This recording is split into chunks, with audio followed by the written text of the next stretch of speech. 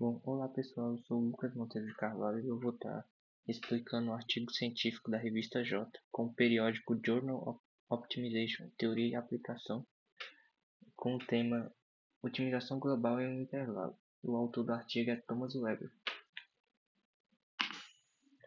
Bom, para a gente entender primeiro o que é otimização global em um intervalo, a gente primeiro tem que entender alguns conceitos de localização global e local. Bom, o que seria otimização local?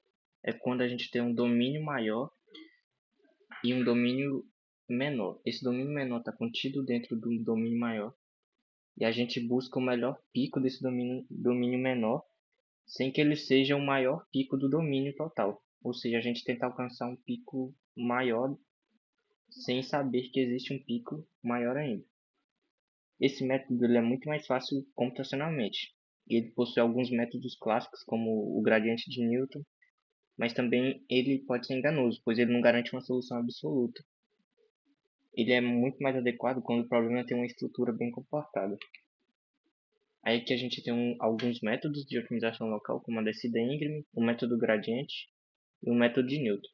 A descida íngreme segue a direção do maior declive da função. Ela se move iterativamente em direção ao mínimo mais próximo possível.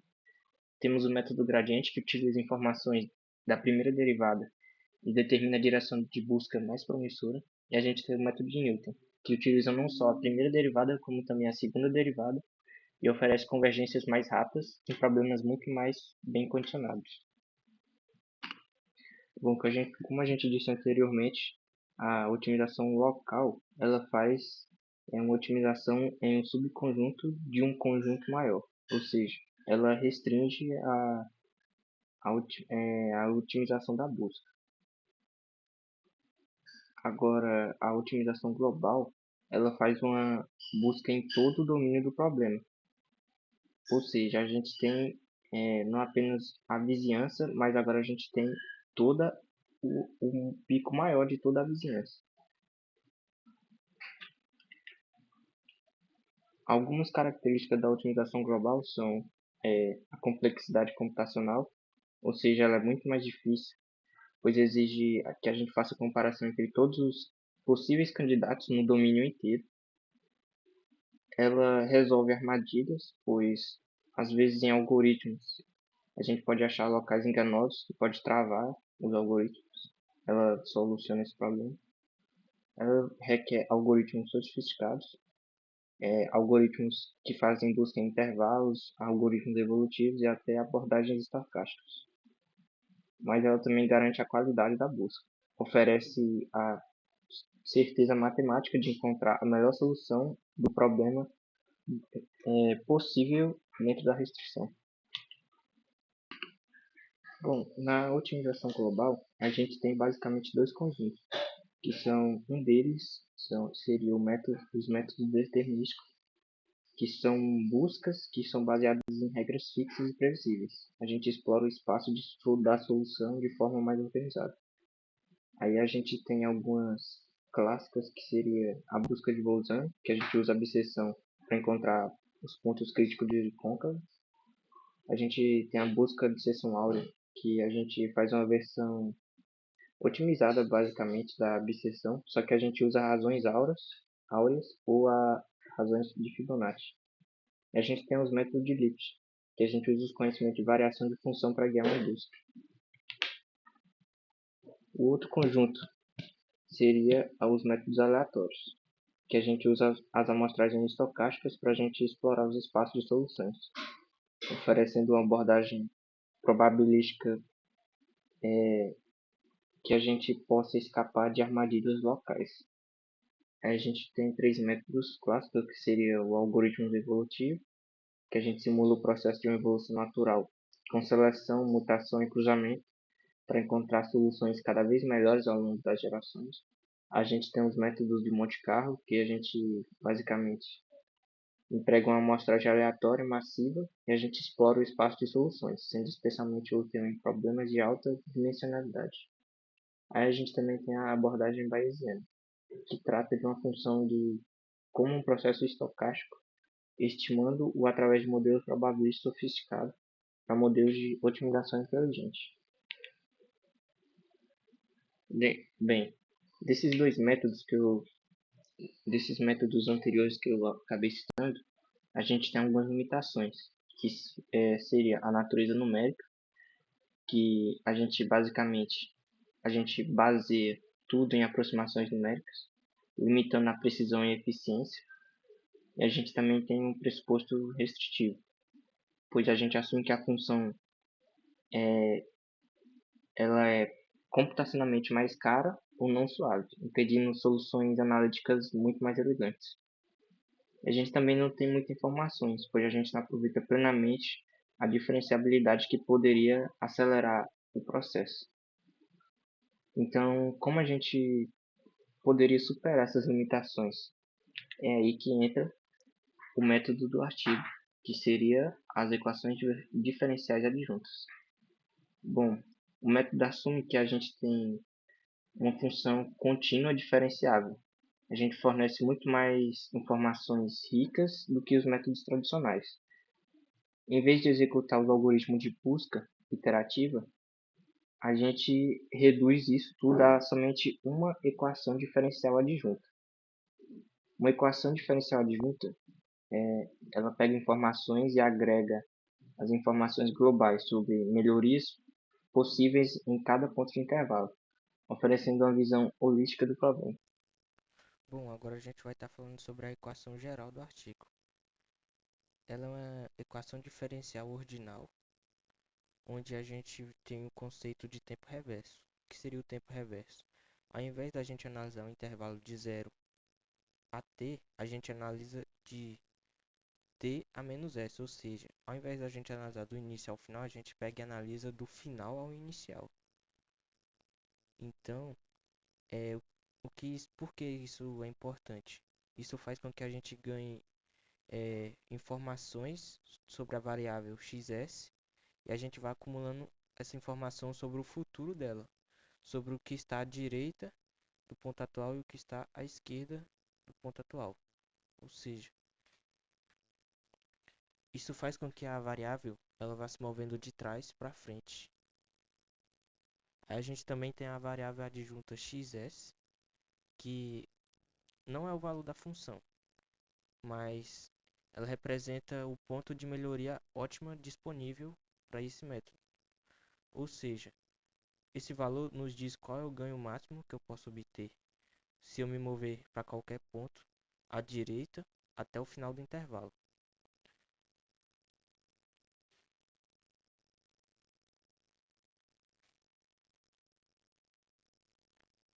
E a gente tem a condição inicial, que faz é, quando a gente diz que S é igual a zero, estamos em t igual a t, ou seja, estamos no final do intervalo. Não há mais caminho para percorrer, então a melhoria ótima possível seria zero. E agora a gente também introduziu a função φ. É, ela é a função que vai evoluir a cada passo de acordo com três condições lógicas. A primeira condição é se xs for maior que zero, ou seja, se já existe um potencial de melhoria, ele é positivo, então a taxa de crescimento de x simplesmente segue a inclinação da função original. Ou seja, está subindo na direção reversa. X cresce, se está descendo, x diminui. É essa a lógica. Se o xs for zero, esse é o mecanismo mais importante, pois a gente não tem nenhum potencial de melhoria e x está em zero, ou seja, ele só pode começar a crescer se ele encontrar uma inclinação positiva. Se a inclinação for negativa, ou seja, se a função está descendo na direção reversa, permanece travado em zero e espera uma oportunidade de subida. Isso garante que nosso xs nunca fique negativo. E a gente tem um caso 3, que significa se a gente torna o x negativo, ele para de mudar. No entanto, de acordo com o lema que a gente provou, o lema 2.1 e a regra 2, garante que nunca se torne negativo. Então a regra, na prática, não é ativada.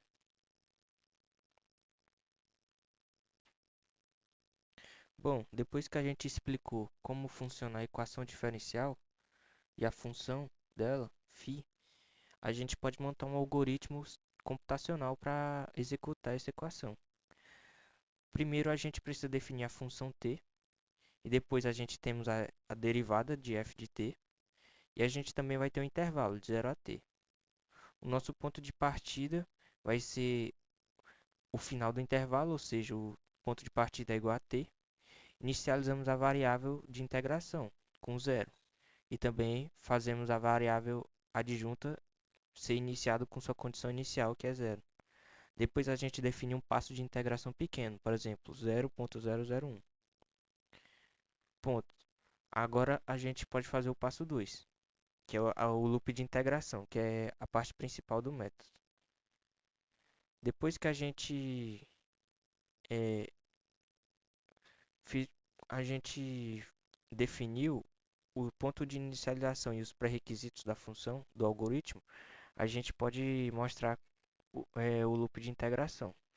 O loop de integração verifica se S for menor, enquanto S for menor que T, a gente calcula o ponto T, que seria o T menos Ts.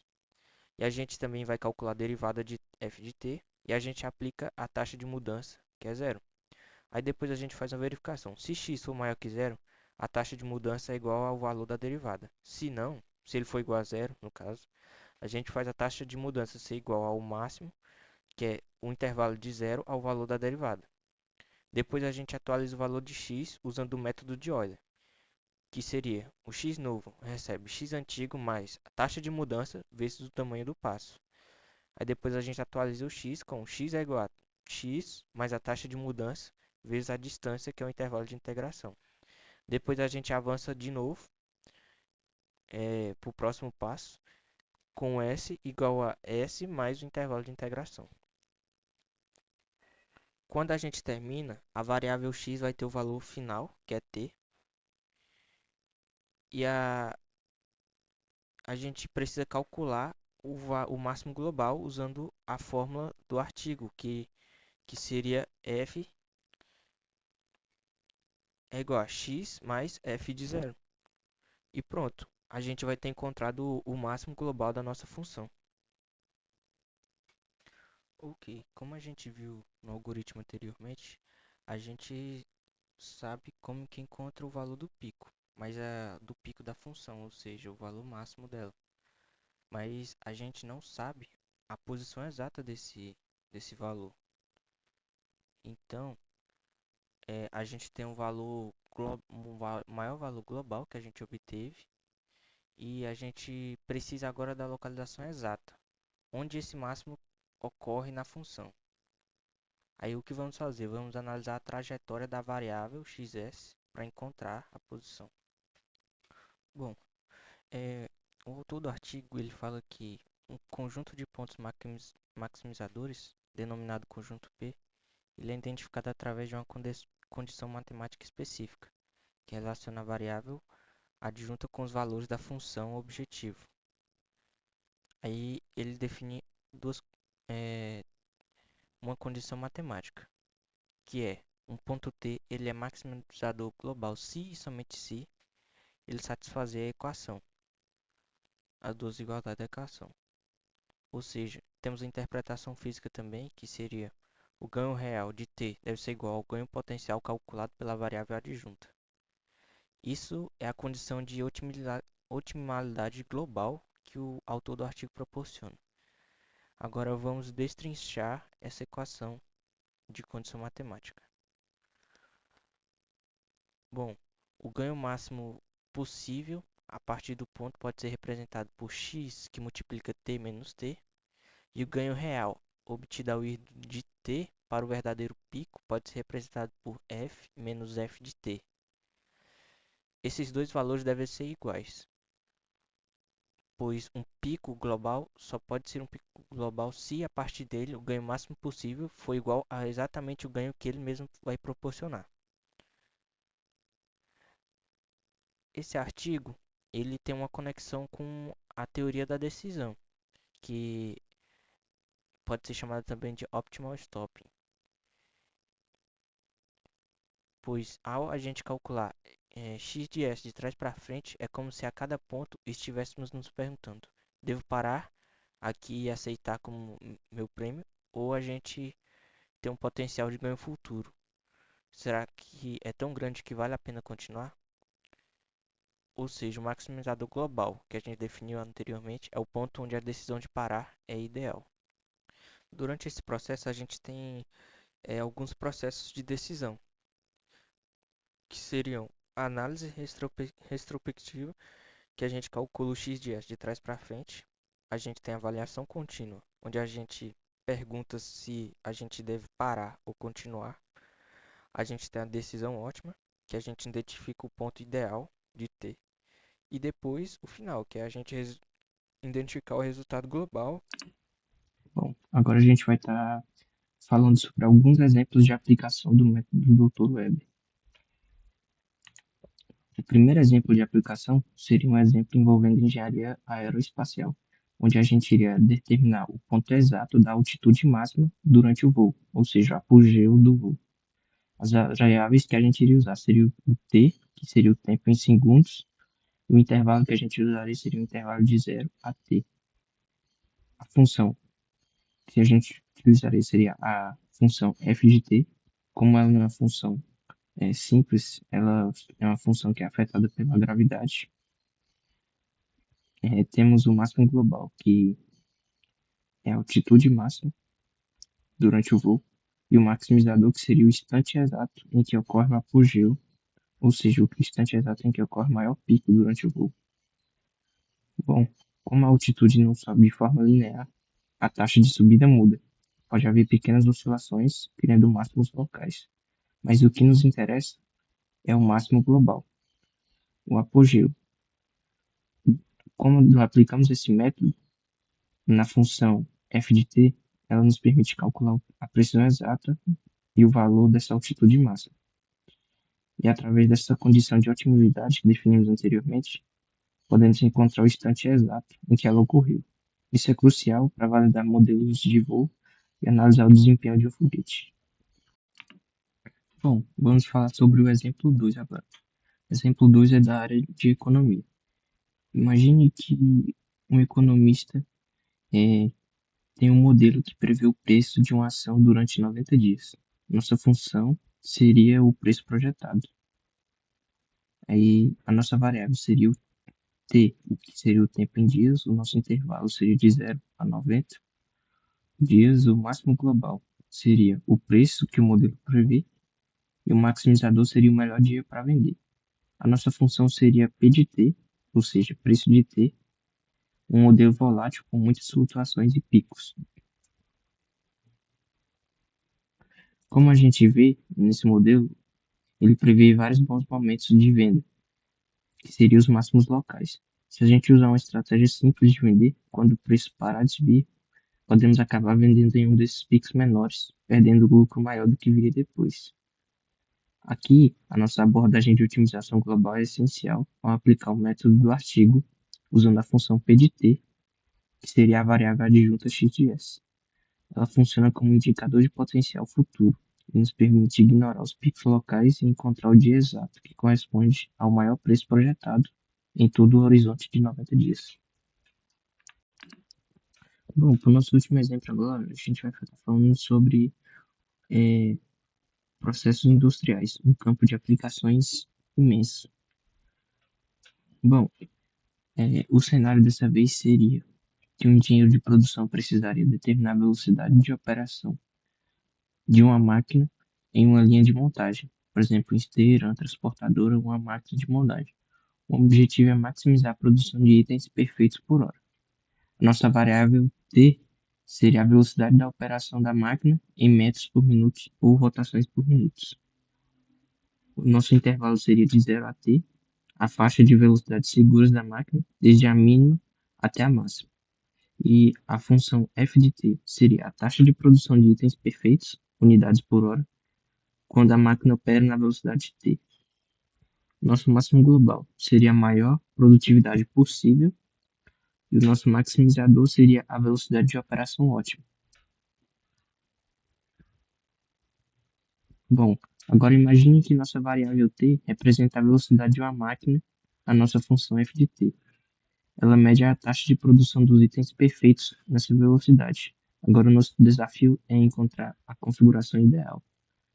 Bom, a lógica nos diz que se a velocidade é muito baixa, a produção é lenta. Se aumentarmos a velocidade, a produção cresce. Mas aqui está o problema. Se nossa velocidade for muito alta, a máquina pode começar a gerar peças com defeito. E a produção de itens perfeitos, na verdade, diminui. Pode até haver múltiplas velocidades boas, que são os máximos locais no nosso gráfico. Bom, o nosso objetivo agora é encontrar a velocidade máxima global ótima, aquela que extrai o máximo de eficiência da máquina. E quando a gente aplica o método do artigo, é, ele iria analisar a produtividade, o P de T, em toda a faixa de velocidade e determinaria com certeza matemática que a velocidade é exata, que resulta na maior produtividade possível, garantindo que a fábrica não opere em um modo que é apenas bom, mas sim no modo verdadeiramente ótimo. Bom, a gente conclui com esse artigo que a gente encontrou uma nova forma de encontrar o máximo global de uma função. A gente transforma ela em uma equação diferencial adjunta e depois a gente faz a integração reversa e chegamos ao seguinte resultado, que é f de x é igual a x de t mais f de zero. A gente também descobriu que existe uma condição necessária para descobrir se o resultado ele é suficientemente ótimo global. Para ele ser suficientemente ótimo global, ele deve satisfazer a seguinte identidade: x de x vezes t menos t é igual a f menos f de t. Então, o vídeo é esse. Espero que tenham gostado e até a próxima.